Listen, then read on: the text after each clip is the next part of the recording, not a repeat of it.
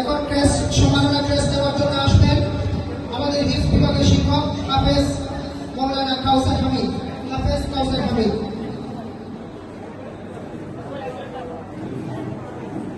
এরপরে সম্মাননা স্মারক গ্রহণ করার জন্য আসবেন হিফজ বিভাগের শিক্ষক হাফেজ মৌলানা মনসুর আলম।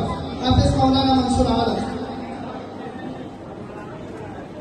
এরপরে সম্মাননা স্মারক দেওয়ার জন্য আসবেন হিফজ বিভাগের শিক্ষক হাফেজ জিয়াউল হক। হাফেজ জিয়াউল হক।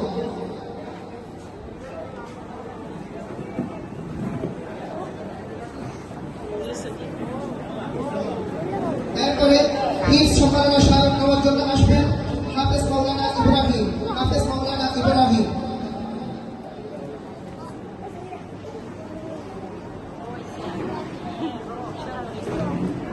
এরপরে সম্মাননা স্মারক দেওয়ার জন্য আসবেন তাহসিনুল উম্মাহ প্রাপ্ত করে যাদের পরিশ্রম, তার মধ্যে অন্যতম ক্যাম্পাস কোঅর্ডিনেটর হাফেজ মৌলানা মুস্তাফা তাফহিম।